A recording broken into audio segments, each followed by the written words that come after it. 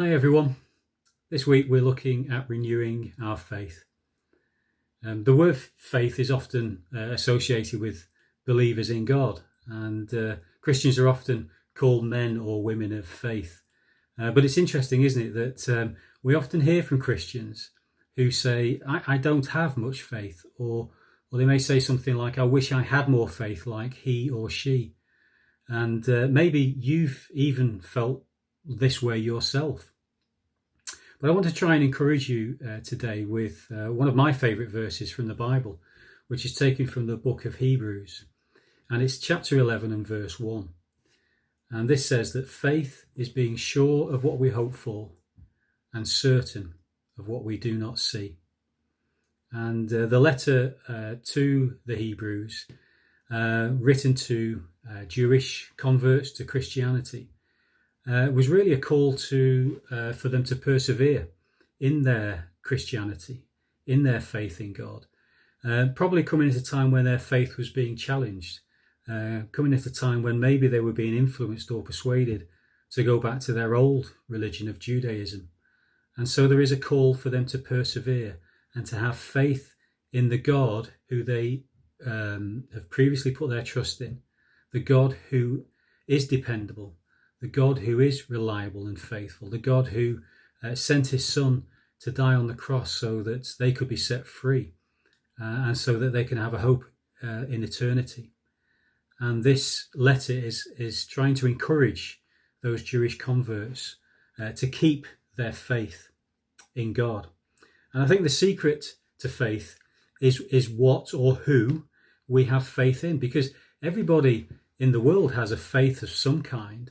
And we're acting out faith in a lot of things every day. When we sit down on a chair, we have the faith that chair will take our weight and it will keep us upright and we won't fall over. But having faith in the one eternal God, the one on whom we can depend, makes all the difference.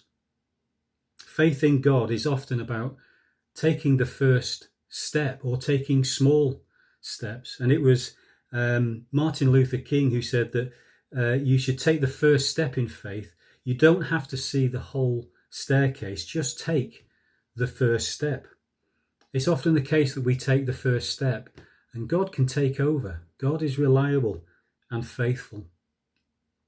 There's a book that I've read a few years ago, which is one of my favourites Christian authors and one of my favourite Christian books, and it's called Trusting God, and it's written by a guy called Jerry Bridges.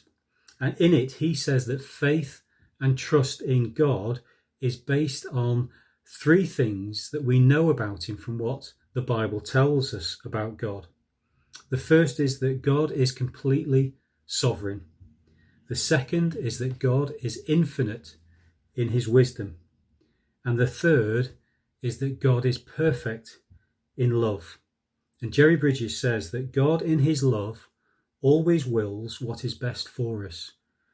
God in his wisdom always knows what is best. And in his sovereignty, he has the power to bring it about. You see, the thing is, if we believe in the God of the Bible, we must accept and believe the things that the Bible says about God. And the Bible clearly says that he is sovereign, that he is wise, and that he is loving. If we believe in the God of the Bible, then we believe in his sovereignty, that he is in control of everything that has ever happened and will happen. And whether that's on a global scale or on an individual basis, God is in control and he is sovereign. Whether that be a good thing that's happening or even a bad thing, God is sovereign. And if we believe in the God of the Bible, then we believe in his wisdom, that he sees the higher overall picture in the sense of eternity, and that everything he does has his glory and his purposes in mind. And the Bible says about God's wisdom that it's infinite and it's infallible. And in Psalm 147, it says that his understanding has no limit. God is wise. And even in the the most painful and darkest situation, God is working with a wisdom that will ultimately end in his glory. And if we believe in the God of the Bible, then we believe that he is loving, that in all the things that he does them in the ways that are ultimately for his glory and also for our good as individual believers, whether we see them as good at the time. Sometimes things appear very bad when they happen, and especially when we go through times of extreme adversity. And we can't often see good in those situations, but God is loving and he knows the good that he intends, whether that's for this life or beyond.